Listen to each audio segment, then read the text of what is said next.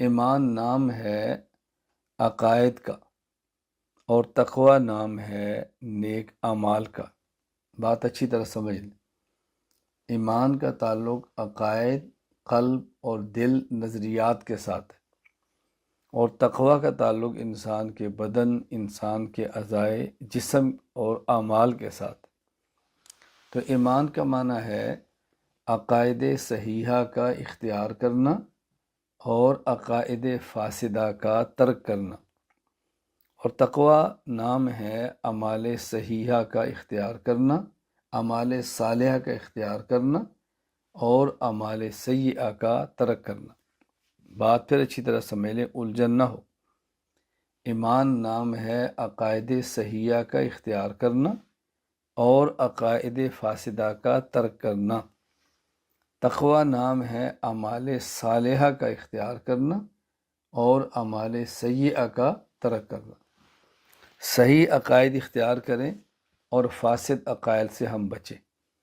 دیکھیں، جب ہم کلمہ طیبہ پڑھتے ہیں اور مسلمان ہوتے ہیں تو ہم پڑھتے ہیں لا الہ الا اللہ، لا الہ الا اللہ۔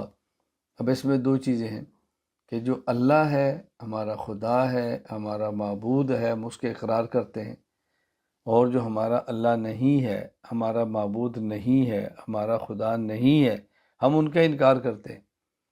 تو ایمان نام ہے عقائد کا، اور عقائد میں دو چیزیں ہیں، عقائد صحیحہ کا اختیار کرنا اور عقائد فاسدہ سے بچنا، اس کو ترک کرنا۔ جہاں یہ ماننا ضروری ہے کہ اللہ ہے، اللہ ایک ہے، وہاں یہ ماننا ضروری ہے کہ ایک خدا کے علاوہ کوئی اور ذات عبادت کے لائق نہیں ہے، یہ ماننا ضروری ہے۔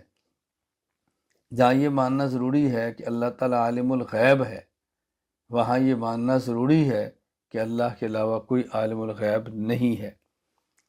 جہاں یہ ماننا ضروری ہے کہ اللہ تعالیٰ حاجت روا ہے، وہاں ماننا ضروری ہے کہ اللہ کے علاوہ کوئی حاجت روا نہیں ہے۔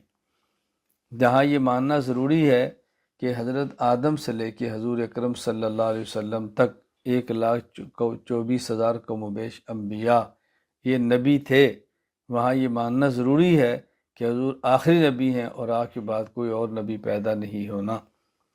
جہاں یہ ماننا ضروری ہے کہ انبیاء علیہ السلام معصوم ہیں، وہاں یہ ماننا بھی ضروری ہے کہ نبی کے علاوہ کوئی اور معصوم نہیں ہوتا۔ تو ایمان نام ہے عقائد صحیحہ کا اختیار کرنا اور عقائد فاسدہ کا ترک کرنا، اچھی طرح سمجھ لیں۔